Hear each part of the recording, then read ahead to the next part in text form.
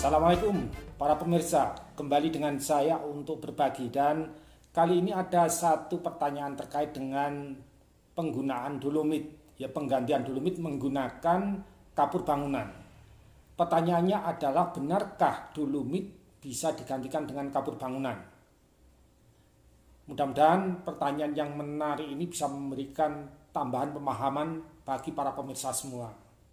Oke, jawabannya ada dua. Bisa benar, bisa salah. Jadi tergantung pada apa tujuan kita. Ya, tujuan kita memberikan dolomit itu untuk apa? Jika tujuan kita aplikasi dolomit adalah untuk meningkatkan pH tanah, maka dolomit bisa digantikan dengan bahan-bahan yang lain, ya termasuk juga diganti dengan kapur bangunan. Cukup banyak bahan-bahan yang bisa digunakan untuk meningkatkan pH tanah. Apa saja itu? Yang pertama, kalsium karbonat. Kalsium karbonat atau disebut juga kalsit, disebut juga kapur pertanian. Nah, kalsit sebetulnya adalah batu kapur, ya batu kapur yang digiling begitu saja, ya, sampai pada kehalusan tertentu. Yang kedua adalah kalsium oksida. Kalsium oksida ini disebut sebagai kapur tohor, ya kapur tohor atau kapur bakar. Ya, kapur bakar karena dihasilkan dari batu kapur yang sudah dibakar pada suhu yang tinggi. Kemudian yang ketiga adalah kalsium hidroksida. Nah, inilah yang disebut sebagai kapur bangunan. Ya, kapur bangunan atau disebut juga sebagai kapur padam. Karena kapur ini dihasilkan dari kapur tohor. Ya, dari kapur tohor yang disiram dengan air sehingga bentuknya itu menjadi tepung. Yang keempat adalah dolomit. Ya, dolomit itu sebetulnya sama dengan kalsit, tetapi kalau dolomit kandungannya kalsium dan magnesium. Kalau kalsit kandungannya kalsium. Nah, proses pembuatannya sama, dari batu dolomit yang digiling, ya batu dolomit digiling atau dihaluskan. Nah, sebetulnya ada juga terak baja. Itu juga bisa digunakan untuk meningkatkan pH tanah. Terak baja itu adalah hasil samping dari pemurnian besi cair dalam pembuatan baja. Jadi merupakan limbah baja. Ini juga bisa digunakan untuk meningkatkan pH tanah. Yang perlu diketahui sebetulnya adalah masing-masing dari bahan pengapuran ini memiliki nilai penetralan atau nilai netralisasi itu yang berbeda-beda. Ya, sebagai standarnya adalah kalsium karbonat atau kapur pertanian itu netralisasinya 100%. Kemudian dolomit itu 109%. Lebih tinggi lagi kapur bangunan itu 136%, dan yang paling tinggi adalah kapur tohor 179%. Jadi sebetulnya baik itu kapur bangunan maupun kapur tohor bisa langsung digunakan untuk meningkatkan pH tanah atau menetralkan pH tanah tanpa harus ditambah dulu dengan bahan asam. Misalkan ditambah asam cuka, asam jawa, asam citrat, atau asam-asam yang lain. Karena justru ketika kita tambah dengan bahan asam, ini netralisasinya menjadi menurun. Mengapa kapur bangunan dan kapur tohor yang memiliki netralisasi lebih tinggi itu justru jarang digunakan untuk pertanian? Ini alasannya. Yang pertama, kapur tohor, kapur bangunan itu reaktivitasnya tinggi, cepat bereaksi. Jadi ketika kita aplikasikan pada tanah, reaksinya akan cepat, perubahan pH-nya akan cepat secara mendadak. Ini justru tidak cocok, ya tidak cocok untuk tanaman dan kehidupan di dalam tanah. Ya, ada kasus aplikasi larutan kapur bangunan disiramkan pada tanah pertanian, apa yang terjadi?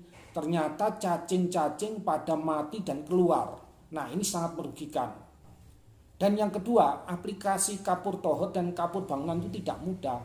Kenapa tidak mudah? Karena begitu kita tabur akan menyerap air karena higroskopis, terbentuk gumpalan, ya padatan yang kuat sehingga sulit untuk bercampur dengan tanah seperti yang kita inginkan. Oleh karena itu yang paling sering digunakan adalah kapur pertanian atau kaptan, ya, kalsium karbonat dan dolomit.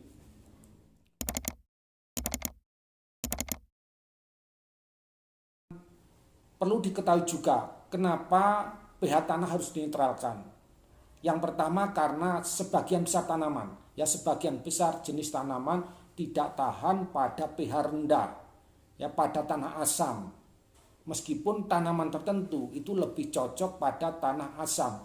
Oleh karena itu, sebelum melakukan pengapuran mestinya kita tahu berapa pH tanah, berapa pH yang diinginkan oleh tanaman supaya pengapuran justru tidak merugikan.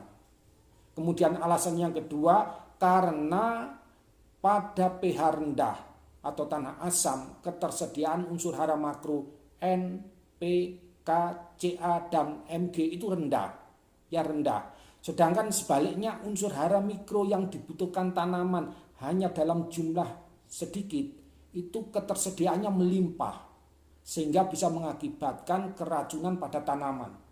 Dengan kita netralkan pH-nya, maka unsur hara makronya akan meningkat, unsur mikronya menurun, ya tidak meracuni tanaman, dan pupuk yang kita berikan itu bisa tersedia optimal untuk tanaman.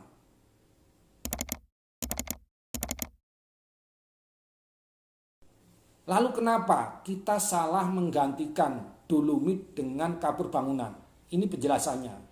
Kita salah menggantikan dolomit dengan kapur bangunan, dengan kapur tohor, dengan kapur pertanian kaptan, ya, CaCO3, ketika tujuan aplikasi dolomit bukan sekedar meningkatkan pH tanah, tetapi juga untuk menambah unsur hara magnesium, ya unsur hara Mg. Unsur hara Mg itu ingat, ini sangat penting bagi tanaman, semua tanaman, karena merupakan komponen utama, ya komponen utama dalam pembentukan klorofil. Ya ingat, klorofil sangat penting karena perannya sebagai tempat untuk fotosintesis, untuk menghasilkan senyawa-senyawa organik yang dibutuhkan oleh tanaman. Jika fotosintesis terganggu, pertumbuhan tanaman terganggu, kemudian produksi juga terganggu. Magnesium termasuk unsur hara makro esensial. Artinya apa? Dibutuhkan oleh tanaman, ya semua tanaman dalam jumlah besar dan tidak dapat digantikan oleh unsur lain. Jika kekurangan magnesium, tanaman akan mengalami gangguan, ya baik itu pertumbuhan maupun produksinya, bahkan tanaman bisa mati. Jadi kita tidak bisa hanya mementingkan salah satu unsur saja. Apalagi bagi tanaman jeruk. Ingat, magnesium bisa meningkatkan kadar gula, bisa meningkatkan rasio gula asam sehingga rasa buah menjadi lebih manis. Dan tanaman yang kekurangan magnesium biasanya rasanya itu hambar. Ya lebih hambar karena konsentratnya itu menjadi menurun. Nah, perhatikan ini. Ya, perhatikan gambar tabung atau bejana ini. Ini menurut hukum Lebsch, pertumbuhan dan hasil tanaman itu dipengaruhi oleh faktor yang ketersediaannya itu paling rendah, ya yang tidak optimal. Dalam kasus ini adalah unsur hara P, ya kekurangan P, mengakibatkan kebocoran sehingga tabung ini tidak bisa terisi penuh.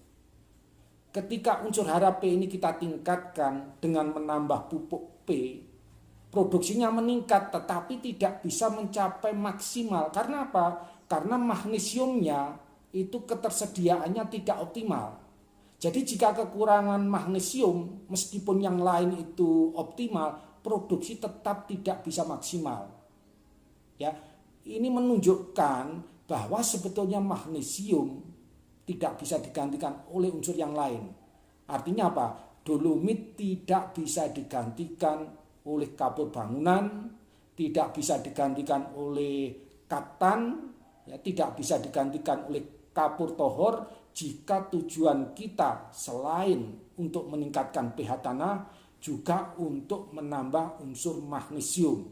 Nah, mudah-mudahan penjelasan yang singkat ini bisa bermanfaat dan semoga keluarga selalu sehat, tetap semangat, salam sukses.